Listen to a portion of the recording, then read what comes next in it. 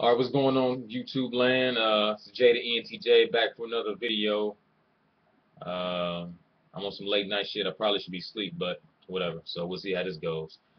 But this video is going to be a little bit different, I guess. But I'm going to talk about a couple different personalities. A couple different, and personalities just, I guess, based on your own personality, you know, in a way.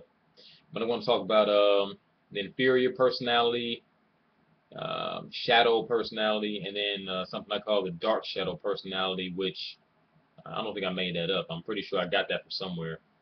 So I'm not going to take credit for that, but the dark shadow personality. So, all right, so to kick this off, let's talk about the inferior personality. Try to go in order here. And the inferior personality, for those that don't know, simply is just, you know, um, your type, okay, basically with reverse cognitive functions. All right, so I'm an ENTJ, and so somebody with, um, well, first of all, my functions in order are going to be TE, NI, SE, and FI. So obviously, if you reverse that, you have FI, SE, NI, and TE, and that's going to give you an ISFP. All right, so that's called your inferior personality because that person's dominant function is your inferior function. It's that simple. Um, I, I, I, I don't know if I know any ISFPs that I interact with on any kind of regular basis. The only person I've actually typed as an ISFP is somebody I went on a date with, and I typed her as an ISFP. So she was actually pretty cool, actually. I don't know if I would. I don't know if I would want to necessarily. I don't know the kind of compatibility I would have with an ISFP though, because I just think that I would probably offend them too much just accidentally. Just being myself and just saying regular shit that I would normally say. It'll probably offend them. I'm not super politically correct or empathetic. I think we could relate in some ways with the FI, but theirs is so powerful. You know, I probably would come off as like cold hearted or something like that a lot of times, and I would probably, you know, walk all over their big FI values on a more regular basis than they would, negatively affect my values because I'm not mostly just wouldn't care mostly. I mean, because for me, I don't even really get offended too often. The stuff that offends me, which may offend other NTs, is basically if you call me stupid, incompetent, that kind of shit. Because you know, that's not true. Well, I know it's not true. I don't know about if anybody else knows it's not true. I know it's not. So I think that's probably something that bothers NTs. Just somebody taking our intelligence for granted. Not even to say that others can be intelligent either, but that's just a prideful thing that NTs have overall. I probably, or maybe it's just me. Maybe I'm just a cocky asshole. I don't know. But so yeah, that's that. So the ENTJ's inferior personality is the ISFP.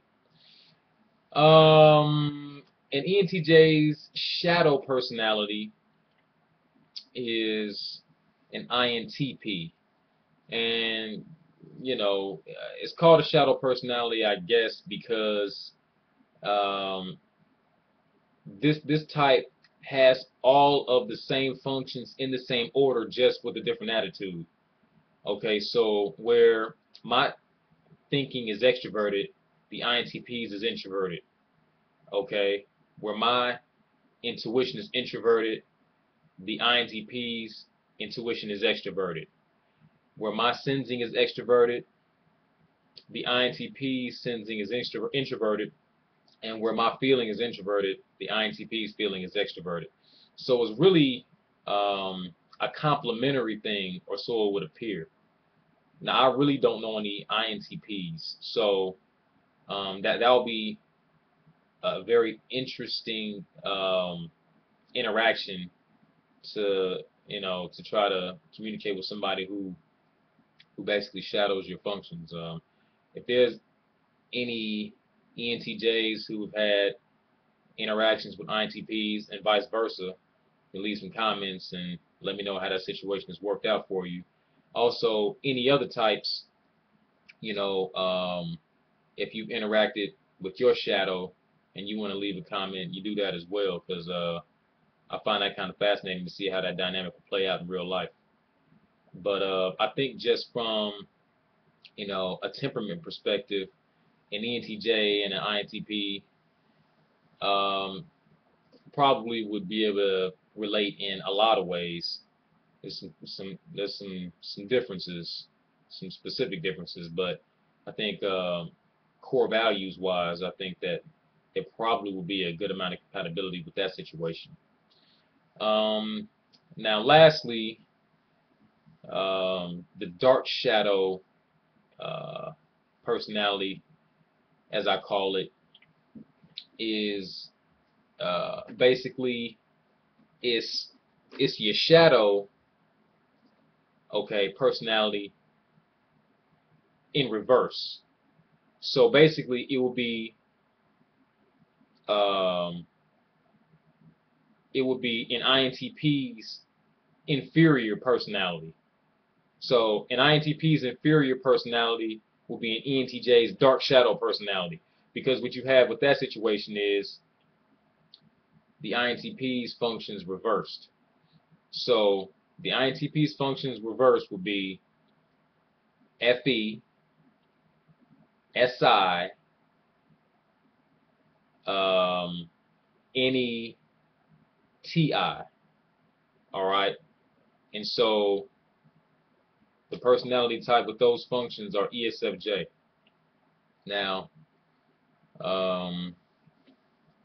from a compatibility perspective, an ESFJ probably is an Achilles heel for an ENTJ because of the dominant FE and then the auxiliary SI, and FE and SI are the two least prioritized functions by ENTJs. So